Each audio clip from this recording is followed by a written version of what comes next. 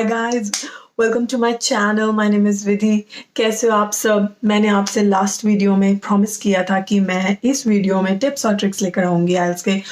So here I am. लेकिन क्योंकि I can not cover all 4 modules in one video, I am going to do 2 videos और maybe 4 videos depending upon कि मैं ये listening, क्योंकि मैं start listening से करने वाली हूँ, तो मैं लिसनिंग के ट्रिक्स कितने देर में कवर करूँगी। सो उस पर डिपेंड करता है कि कितनी वीडियोज़ बनेंगी। Let's get started with listening के टिप्स। लिसनिंग में सबसे पहले तो आपको ऑडियो टेप मिलेगी 30 मिनट्स, उसके बाद 10 मिनट्स अपने आंसर्स को ट्रांसफ़र करने के लिए आंसर शीट में। 30 मिनट्स में आपको सबसे पहले तो एक ऑडियो में आपको एक एग्जाम्पल दिया जाएगा जिसमें कि आंसर होगा, पता चलेगा कि कैसे करना है, बट क्योंकि आप बहुत सारा प्रैक्टिस कर चुके हो आपको उस एग्जाम्पल की ज़रूरत नहीं पड़ेगी। एनीवे, पहले एक सेक्शन में आपको मिलेंगे 2 स्पीकर्स, मोस्टली 2 स्पीकर्स होते हैं और मोस्टली एक टेलीफोनिक कॉन्वर्जेशन होती है। टेलीफोनिक भी हो सकती है, फेस टू फेस भी हो सकती है, एक हायरिंग एजेंसी के साथ या फिर किसी रेस्टोरेंट में इंटरव्यू या फिर कोई इंटरव्यू सेटअप, कुछ भी हो सकता है। 2 लोगों के बीच कॉन्वर्जेशन होती है। उसमें मोस्टली आपको place, time, telephone, venue, address, ये सब चीज़ों में ब्लैंक्स मिलते हैं। काफ़ी इजी होता है। सेक्शन 2 में होता है एक टूर गाइड का ऑडियो, जिसमें वो बताता है एक किसी हिस्टोरिकल साइट के बारे में या फिर किसी थीम पार्क के बारे में या कोई भी चीज़ हो सकती है। और उसमें जैसे कि आपको समझ आ ही रहा है, एक ही स्पीकर होता है और वो ओके होता है समझना। सेक्शन 3 होता है काफ़ी चैलेंजिंग। इसको चैलेंजिंग इसलिए माना जाता है क्योंकि उसमें होते हैं 3 से 4 स्पीकर्स, 3-4 अलग-अलग आवाज़ें, उनमें से किसी का एक्सेंट भी अलग होता है। तो वो चैलेंजिंग हो जाता है, किसने क्या कहा, कब कहा। Then you have to do mostly उसमें multiple choice answers, multiple type questions आते हैं, तो वो और भी चैलेंजिंग हो जाता है क्योंकि सब कुछ रीड भी करना होता है, ऑडियो क्लिप भी सुनना होता है, फिर अपने आंसर्स भी ढूंढने होते हैं। सेक्शन में होता है एकेडमिक लेक्चर। तो एकेडमिक लेक्चर में ज़रूरी नहीं है कि आपके एक बंदा, क्योंकि 1 स्पीकर है तो वो हमेशा इजी होगा। इनफैक्ट वो सबसे डिफ़िकल्ट सेक्शन होता है। सबसे पहले टिप है कि आप अपने हेडफोन ज़रूर चेक कर लें। जब आप एग्जामिनेशन हॉल में होते हैं आपको हेडफोन्स मिलते हैं मोस्टली, और पहले तो आपको टाइम भी मिलता है उनको चेक करने के लिए। सो मेक श्योर कि आप अच्छे से चेक कर लें कि आपको वॉल्यूम बिल्कुल ठीक आ रही है, कोई आवाज़ कट नहीं रही है, सो दैट आप ईजिली अपना एग्ज़ाम दे पाएँ। दूसरी टिप ये है गाइस कि हमेशा अपने आंसर्स, चाहे आप क्वेश्चन बुकलेट में ही लिख रहे हैं पहले रफली ऑडियो सुनते टाइम, बट हमेशा पेंसिल से लिखें। पेंसिल से आप हमेशा उसको करेक्ट कर सकते हैं, उसको रब कर सकते हैं और बहुत मेसी भी नहीं लगता। पेन से लिखेंगे कुछ कट करना पड़ेगा उसको, अब बहुत गंदा लगता है देखने में, राइट? तो आंसर शीट में भी definitely pencil, I recommend pencil, क्योंकि अगर आपने गलती से भी कोई अल्फाबेट ऊपर नीचे लिख दिया, कोई आंसर आपने 4 वाला 5 में लिख दिया, 5 वाला 4 में लिख दिया फॉर एग्जांपल, तो आप उसको फटाफट रब करके सही कर सकते हैं। सो पेन से अगर आप लिखेंगे, हो सकता है इतनी इनफ स्पेस ही ना हो कि आप करेक्ट आंसर उसके साथ लिख पाएँ, और अगर आप ओवरराइट करेंगे किसी चीज़ के ऊपर, वो ठीक से दिखेगा नहीं, तो बहुत कॉम्प्लिकेटेड हो जाता है। बेटर है पेंसिल से लिखें, कुछ गलत भी हो जाए रब करें और दोबारा से अपना सही आंसर लिखें।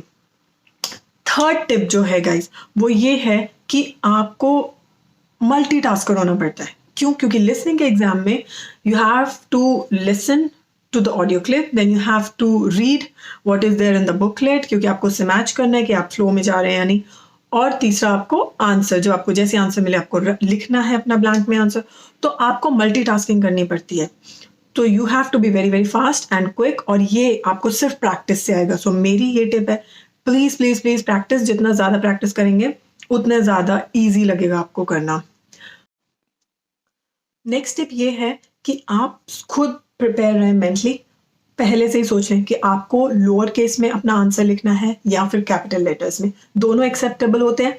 अगर आप चूज करें कैपिटल लेटर, हर अल्फाबेट कैपिटल होना चाहिए। सपोज किसी आंसर में आ रहा है मिस्टर शर्मा, तो मिस्टर का एम भी कैपिटल और आर भी कैपिटल। अदरवाइज अगर हम जनरली जब लिखते हैं तो हम मिस्टर में एम कैपिटल और आर स्मॉल लिखते हैं, बट आइल्स के एग्जाम में अगर आपने एम कैपिटल और आर स्मॉल लिख दिया तो और बाकी आपने शर्मा का SHARMA पूरा कैपिटल में लिखा है, क्योंकि आपने कैपिटल में ऑप्ट किया था, तो आपका आंसर गलत हो जाएगा, क्योंकि आपका वो R कैपिटल में नहीं है।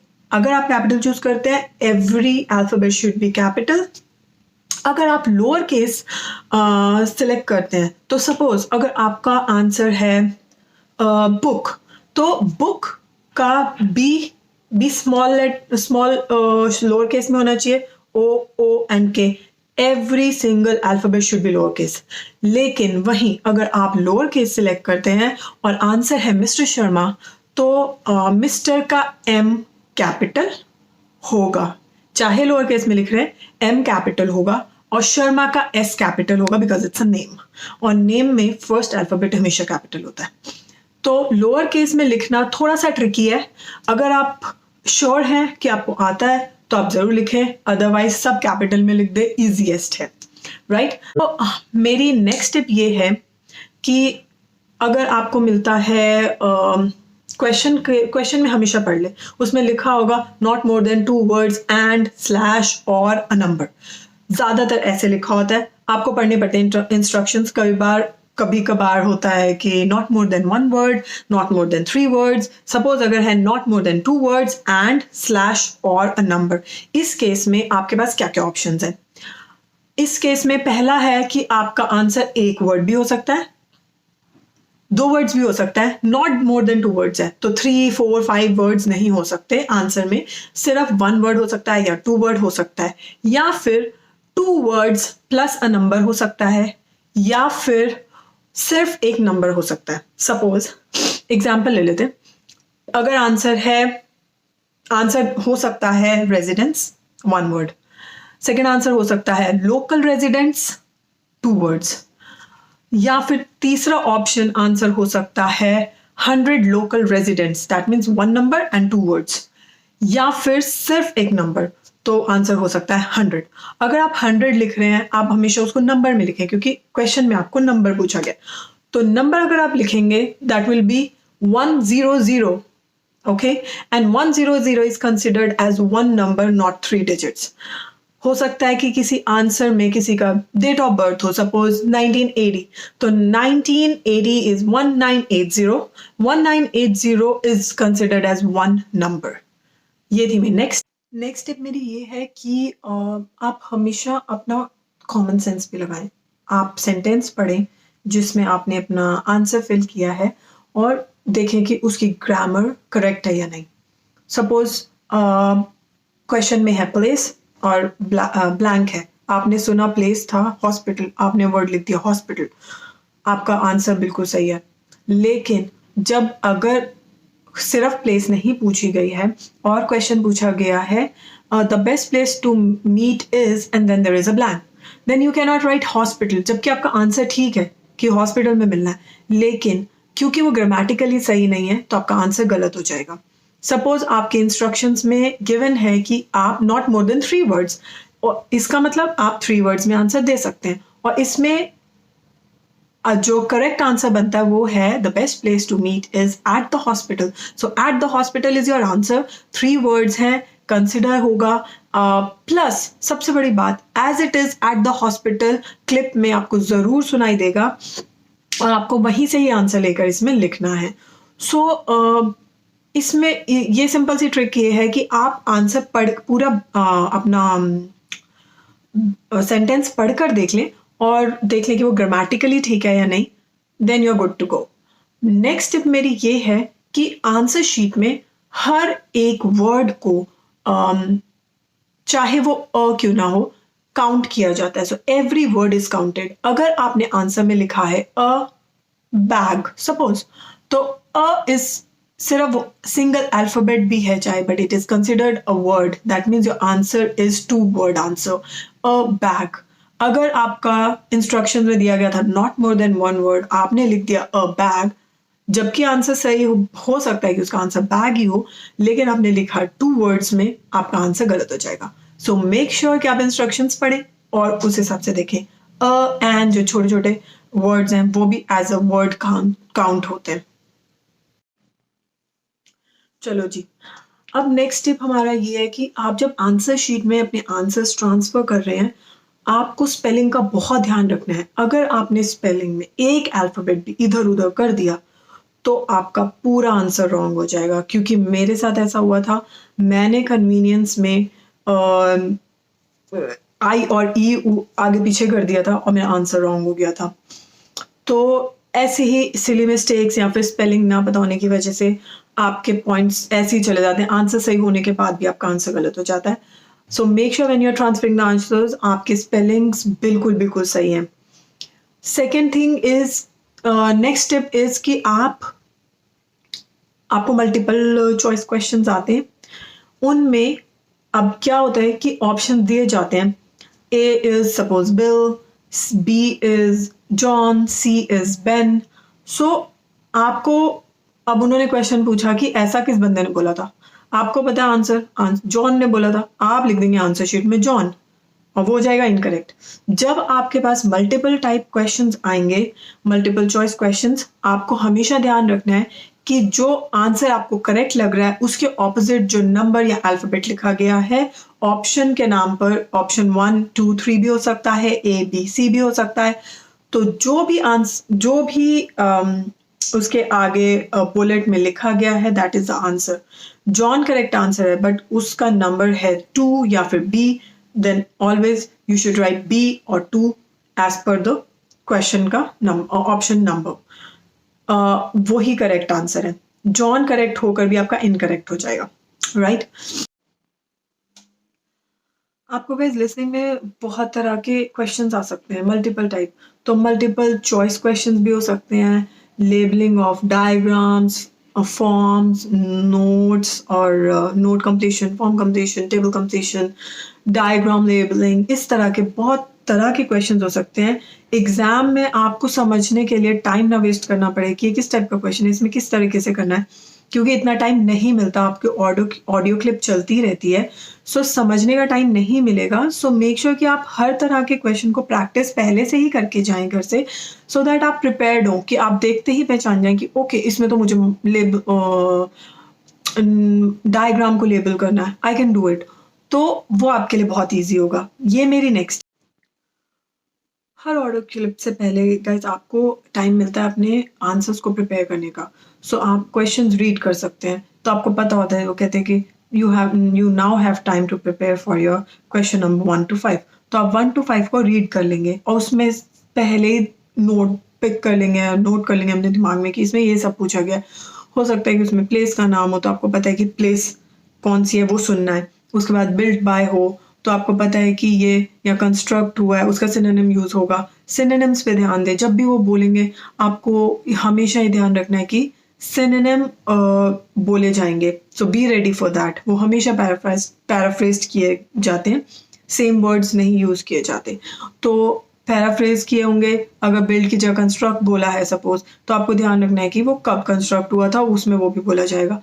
तो आप पहले से प्रिपेयर्ड होते हैं कि हमें ये सब सुनना है, तो आपको हर चीज समझने की जरूरत नहीं है। You don't have to understand everything जो भी लिखा हुआ है, नो। आपको जस्ट अपना आंसर ढूंढना है, क्योंकि आपका टाइम इतना कम होता है कि आपको समझने का टाइम नहीं होता। बस अपना आंसर ढूंढते जाएं। नेक्स्ट टिप मेरी ये है कि आंसर कई बार रेगुलर इंटरवल्स पे नहीं आते, फटाफट आ जाते हैं। एक लाइन में आपका आंसर आया, आप आंसर लिख रहे हैं, आपने सुना ओ ओके इसका आंसर ये है, आप लिख रहे हैं अपने आंसर, उतनी देर में नेक्स्ट लाइन जो ऑडियो क्लिप में चल रही है उसमें आपका सेकंड आंसर भी आ गया, उसकी नेक्स्ट लाइन में थर्ड आंसर भी आ गया। कई बार बैक टू बैक आंसर्स आ जाते हैं। You have to be very fast. तो ये टिप है, हर सेंटेंस को सुनना बहुत जरूरी है। कई बार ये भी होता है कि बहुत गैप ले लेते हैं, 3-4 लाइन्स निकल गई, आपका कोई आंसर ही नहीं आया। तो आप उस केस में पैनिक ना करें कि आपका आंसर नहीं आ रहा। ऐसा वो करते हैं आपको पजल करने के लिए, आपको कंफ्यूज करने के लिए, नर्वस करने के लिए।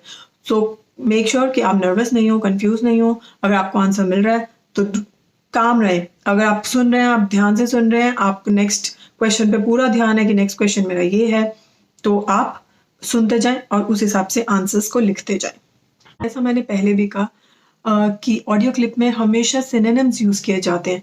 तो जो भी आपके पास बुकलेट में होगा, क्वेश्चन बुकलेट में वर्ड यूज होगा, उसका कुछ ना कुछ सिमिलर सा वर्ड वो बोलेंगे और आपको समझ के और उसका आंसर लिखना है। और ऐसा बहुत रेयर चांसेस में होता है कि वो सेम टू सेम बोल दे, तो ये होता है ट्रैप। अगर उन्होंने सेम बोला है और आप पढ़ रहे हैं कि अरे वाह ये तो मुझे मिल गया, इसका आंसर यही होगा, तो वो हमेशा गलत निकलता है, मोस्टली गलत निकलता है, क्योंकि सेम लैंग्वेज यूज करें ऐसा बहुत रेयर होता है। तो हमेशा सिनोनिम्स देखें, जो सिनोनिम्स के साथ दिया गया होगा that will be the correct answer. So ये एक टिप है कि उनके ट्रैप्स में ना फंसे।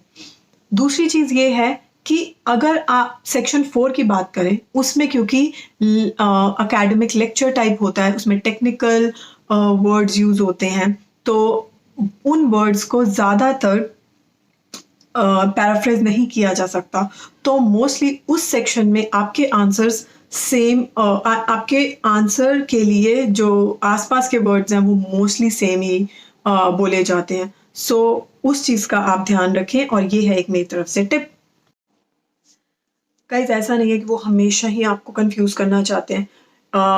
लिसनिंग के एग्जाम में कभी कभी वो कहीं कहीं आपकी हेल्प भी करते हैं। कैसे? सेक्शन 3 में जब 2 से 3 स्पीकर्स होते हैं या 4 स्पीकर्स होते हैं, मल्टीपल तरह की एक्सेंट्स यूज़ करते हैं, तो आपको पहली बात तो हर एक्सेंट में इंग्लिश सुनने की प्रैक्टिस होनी चाहिए। So practice practice practice, so that आप सारे एक्सेंट आपने सुने हुए हों और आप उनको समझ पाते हो, ये बहुत ज़रूरी है। दूसरी चीज़, वो 2 से 3 जब सेक्शन 3 में आपके 2 से 3 या 4 स्पीकर्स होते हैं, तो वो आपके आंसर्स को रिपीट करते हैं। स्पीकर ये बोलता है कि ऐसा है, दूसरा अरे क्या ऐसा है, तीसरा हाँ ऐसा ही है, तो आपको आंसर कंफर्म हो जाता है कि हाँ ये ऐसा ही है। जैसे सपोज क्या हम 7 बजे मिल रहे हैं, दूसरा पूछेगा हाँ हम 7 बजे मिल रहे हैं, क्या ये ठीक है तुम्हारे लिए, तीसरा भी बोलेगा हाँ मेरे लिए भी ठीक है, 7 बजे मिलते हैं। तो इस तरीके से आंसर रिपीट होते हैं, तो आपको पता चल जाता है कि हाँ इसका आंसर 7 बजे ही है, अगर क्वेश्चन में टाइम पूछा गया। तो वो आपकी हेल्प भी करते हैं। ये थी टिप। अगली टिप ये है कि आपको आंसर में बहुत ध्यान से सुनना है कि वो क्लिप में सिंगुलर बोला गया है या प्लूरल। सपोज बात करते बुक्स की, तो अगर बुक्स पे क्वेश्चन है, आपका आंसर है उसका बुक्स, और आपने सुना बुक, जबकि आप ठीक है किताब के बारे में बात हो रही है, लेकिन आपने लिख दिया बुक विदाउट एस, तो आपका आंसर हो गया रॉन्ग। अगर प्लूरल है, आंसर प्लूरल है, तो वो प्लूरल के लिए ही आपको पॉइंट्स देंगे। अगर आपने सिंगुलर लिखा है तो आपका आंसर रॉन्ग हो जाएगा। लास्ट और मोस्ट इंपॉर्टेंट टिप ये है guys, that don't lose your focus.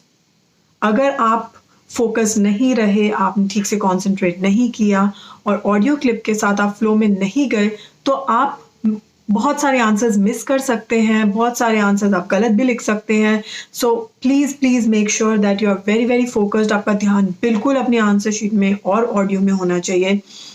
Answer sheet नहीं, आपके क्वेश्चन बुकलेट और आपके ऑडियो में, सो दैट आप फ्लो में चलते रहे, सारे आंसर्स आपको मिलते जाएंगे।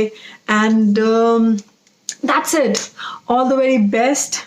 बहुत सारी प्रैक्टिस करें, and I'll see you in my next video. Till then, take care of yourselves. If you like this video, give it a thumbs up and subscribe to my channel for more such videos, and I'll see you in my next one. Bye bye.